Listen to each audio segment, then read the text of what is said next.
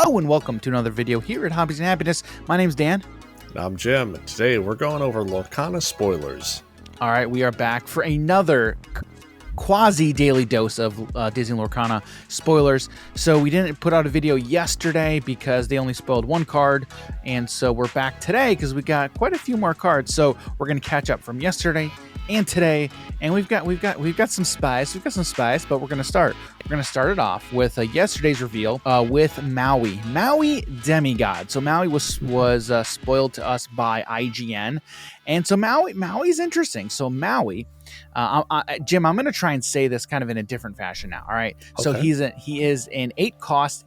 Oh wait, hang on. He is an inkable 8/8/3 for 8. There we go. How's that? That's pretty good, right? Inkable 8/8/3 for 8. No, I didn't like it. We're figuring out, but that's all he's got. So Maui is a steel card, vanilla, not much there. Jim, what do you think about Maui here, friend? He's a big boy. He's a big boy. If he wasn't inkable, garbage card. Well, question for you, okay? Do you think we're gonna see any vanilla card that's non-inkable? I don't know.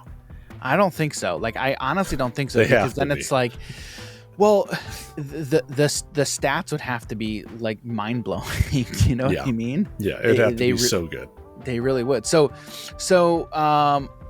okay. So outside of him, if he wasn't inkable, what's your quick hot take on Maui here? Big dumb creatures. You know how much I love those, Dan. That is very true. It's very true. So the way that I'm thinking about Maui here is, I mean, with an 8/8 body, I mean, that is a big boy. Okay, it's gonna come in late game, and honestly, the way that I think you're most likely going to be playing a card like Maui comes down turn 8, turn 9, at some point late in the game. Okay, when he comes down, you are most likely going to utilize him as a 3 questing for 3 lore. Okay, so once he quests, okay, let's assume he stays exerted. Okay, so the turn he comes down, you do nothing. Okay, he's ready to go. It goes to your next turn. You're going to quest with him for 3 lore. Okay, you're gonna get that 3 lore. So with that 8/8, he will effectively take down pretty much any creature that challenges him. Okay, and with that 8 butt, he's going to survive for at least most likely 2 challenges, and he will take out whoever is challenging him. So effectively, Maui will be is an effective 2 for 1. Okay, if he sticks around till that next turn, you're questing for another 3 lore, and then taking out more cards, more creatures, more cards from your opponent. So your opponent is having to utilize more resources to take him out. So from that standpoint, like, I like Maui as a card, but again, it's vanilla. There's not much there, but I think with the stat line, I think this is kind of worth it. I mean, do you agree, disagree? What do you think about that, Jim? The thing I really noticed about it is there's not any card that he can't one-shot if he attacks him. Yep. So far. And I think there's only one card that I've noticed that can one-shot him, aside from himself, is the 7-drop Simba with the Challenger 4. With the Challenger, to go to 8 attack. Except, you could be playing both of these guys if you're looking to go big. Yes, you could be, yeah. Yeah. So I'm really interested to see what more cards we get, to see how effectively, from a stat line, they will measure up to Maui's stats. So from that standpoint, I think Maui is a pretty solid card in that late game. And again, the other thing too is Maui is usable every single turn of the game because he's inkable. Right. Yeah. So you get, if you draw into him turn 1 or 2, you're like, it's not a dead card in your hand. It is not a dead card in your hand, so you can still use it for that resource. So that is Maui Demigod, Storyborn hero. You know, we didn't even mention that he's a Storyborn hero deity. That is Maui. All right. So the next card we're going to talk about is Peter Pan. Peter Pan Never Landing is an inkable 3/2/1 for 3 in Emerald. Okay, that's it. But he also has evasive. So Jim, what do you think about Peter Pan here? I do really wish that he was a 2/2/2 for 3 lineup. The 1 extra damage is okay, but having evasive while having 2 lore, I think is really good there, because I guess you can utilize him to be attacking or hunting down the other evasive creatures. But I'm also looking at it of, I would rather just make it to where my creatures are protected with evasive and start getting me to my win con faster. But other than that, utilizing him as an attacking evasive monster, not a bad idea. Yeah, I mean, this is a card that can come down on turn 3, okay? And then if your opponent doesn't have anything with evasive on the board, you're currently ahead, right? So you're currently ahead on board with an evasive threat. So the way that I see it is, if there's nothing for you to attack with that evasive, you get the 1 lore. Turn after turn, you gain that 1 lore. Yes, he does die to what is it with the cannons? Fire the cannons. Fire the cannons, yeah. Yeah, fire the cannons. Okay, yes, he does die to fire the cannons, but fire the cannons hits literally every single card. So, and that's I guess he can't evade that, can he? Well, and that's funny because if you look at the we look at the flavor text. So what's the matter, Hook? Can't you fly?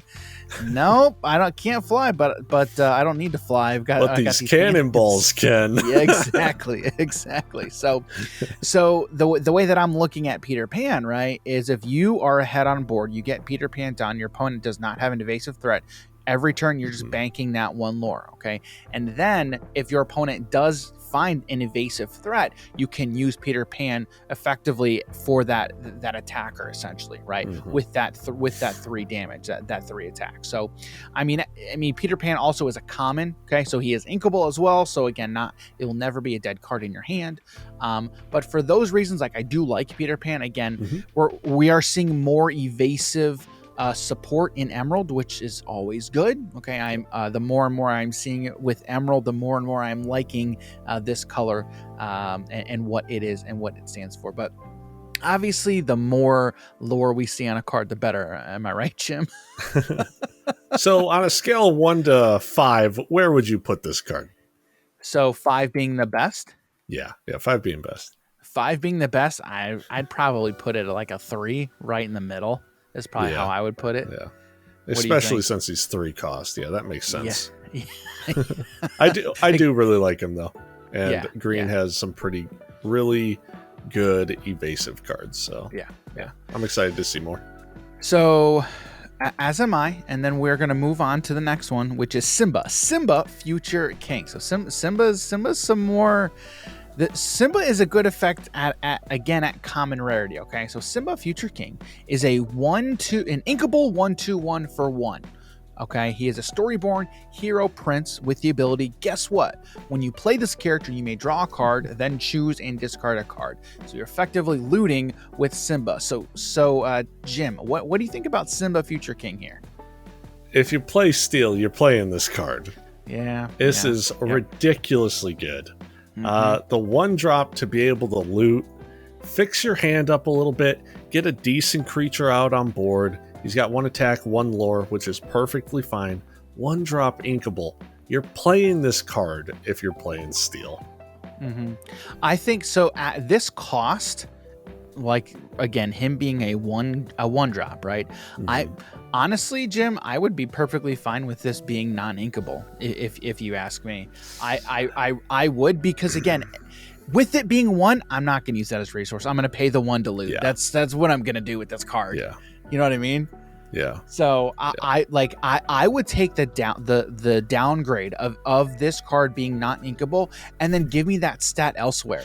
Like, give me that 1. Like, give me that extra lore, right? Even give me an extra willpower, like an extra defense there. Like, I would 100% take that.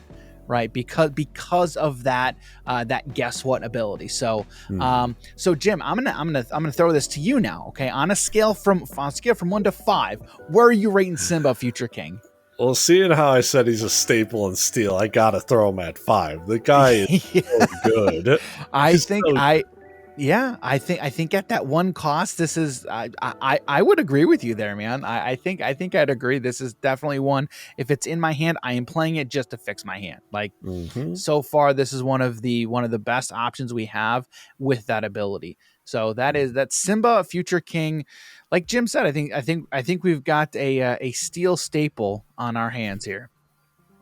All right, and then the next card that we have is Big Boy. It's Big Boy, Big Daddy Zeus. Big Daddy Zeus, God of Lightning. So Zeus, God of Lightning, is a non-inkable 0/4/2 for 4 with Rush, and also has the ability Challenger +4.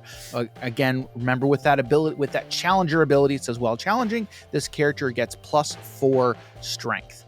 And then Zeus, God of Lightning, is a Storyborn deity in Amethyst. So Jim, what do you think about Zeus here?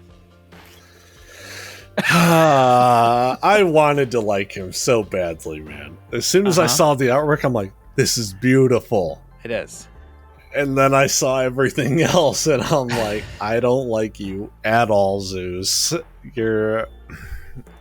In theory, right, having the Challenger, having Rush is a great combo.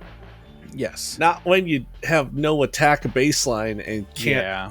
When they go to crack back your Zeus, you deal 0 damage to them. Yes. I just don't like it. So at I think the way you have to evaluate this card is a 4-costed damage spell, basically. Yeah. You know, so that's really the only way I can think. Now hang on, like it's a 4. Yes, it's a 4 damage spell with upside, and that upside being you can quest for 2. Yeah. Like that's the upside. So I think if you have Zeus, if you're able to untap with Zeus, I mean, you're either getting in for another 4 damage or you're questing for 2. So that upside is there. But again, the fact that it's non-inkable, the fact that it has zero attack baseline or 0 strength baseline, it's like he's not protecting you on that crackback. Right. But again, at that point, he's already done his job when he's come down, and he's most likely taken out that threat that you were looking to deal with. So also to add to it, I guess if they are now attacking your Zeus to get him off the field, well, now that's saving or getting rid of like 2 lore from their card or 1 lore, however much they could have used on you, but they're attacking instead. Right. And then it also could save your other threats potentially as well. So but I don't think he's a maxed out copy, but I think he's not bad.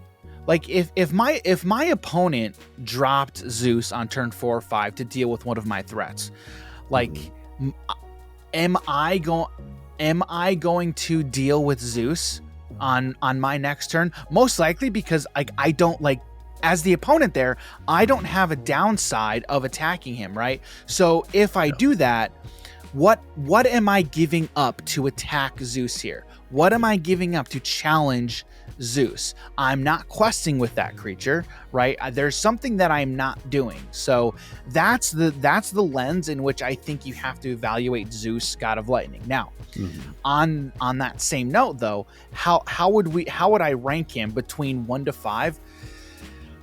Again, I'm probably going like 2.5 is probably what I would say, like right in the middle. But again, that's with 0 testing and all that. But what do you think? What do you think, Jim? Yeah, I was floating around the 3 mark, and you said 2.5. I'm like, man, this dude's cheating. Like going through it, I do like it more. Because again, it's if you choose to just continue the race against your opponent when he drops the Zeus, then it's just like, okay, Zeus is going to come in and blow up another one of your cards. And then if you don't take care of it again, 4 attack is a really good number again on the following turn, even if he dies. But then at that point, it's a 3 for 1 or a 2 for 1. It's really nice. Yeah, he's a good card. I'll give him a 3. All right. That's fair. All right. And then the last card that we have for the day is probably my favorite. It is Ariel, Whoesit Collector. So Ariel, Whoesit Collector is a 3 and non-inkable 3/3/1 for 4 in Sapphire with the ability, look at this stuff. Look at this stuff. Isn't it? All right, I'll stop, guys. Whenever you play an item, you may ready this character. Ariel is also a storyborn hero princess. Jim, what do you think about Ariel Whoesit Collector? Okay. So, I know it's not inkable, and it kind of instantly turns me away from cards, okay? Yes. It kind of takes me away from being like, yes. This card is a 10, right? Yes. On a 5 scale. But being able to restand is really nice. Really nice. Ready up again. Attack twice in the same turn if you want. Or just quest again. Mm-hmm. Yeah, that's pretty nice. Hang on, Jim. Or sing a song? Sing multiple songs? Sing multiple songs. Like, you know what I mean? Yeah.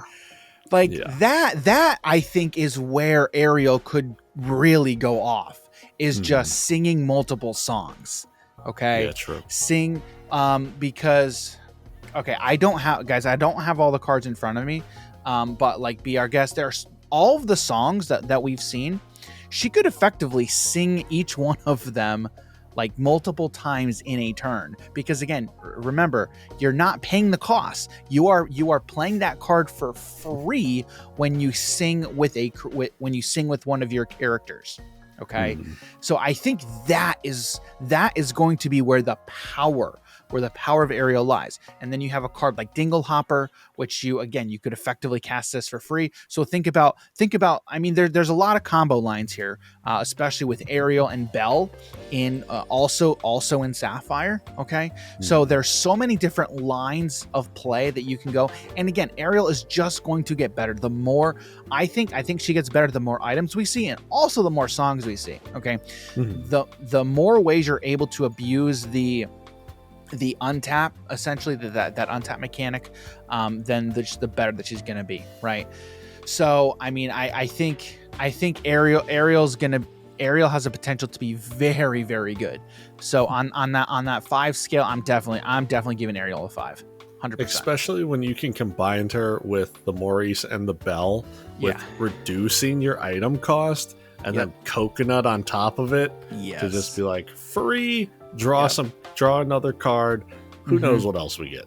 So it's gonna look very combo heavy. Yes. I can't wait to see it. Yeah. So yeah, I'm very, very excited for Ariel Whoesit Collector. The minute I saw that ability, I was like, okay, all right. Well, this is the first one of those abilities we're seeing. All right. And the thing that I loved is the period. It just says you may ready this character. There was no text after it. No, you can't quest again. You can't do X, Y, or Z. It was just ready character. Like perfect. Just what I love to see. So that is Ariel Whoesit Collector. And with that, guys, we're going to turn over to you. What of these cards are you most excited for? Jim, of these 5 cards, which one are you looking forward to the most here? Man, I love that Simba, but again, I think Simba's broken. So aside from that, I want to see really cool combo stuff with this Ariel. Yeah, same. Agreed. But with that, guys, we're gonna turn over to you again. All right. What do you guys think? Which card are you looking forward to the most of these ones spoiled? And Jim, I think it's pretty clear to say it's spoiler season. Dan, we didn't even talk about. Did we talk about having multiple Ariels out? No, we did and just not. Machine gunning down with. Yes. We did not do that. I mean, because that is a thing. You could potentially do that as well. Have out like 2, maybe a third Ariel. So then basically everything you're doing with the first Ariel, you could be doing potentially with the second Ariel. And again, I think the more Ariels you get, the better it gets at just questing for insane amounts of lore. Yeah. Like that's where. There's going to be some pretty crazy lines with Ariel Whoesit Collector. So yeah, I'm very excited for this card. Not gonna lie. So, all right, well, that's all we got for you today. We're gonna wait and see what happens tomorrow. So it's Wednesday. We've already had a bunch of cards spoiled this week. Looking forward to Thursday and Friday.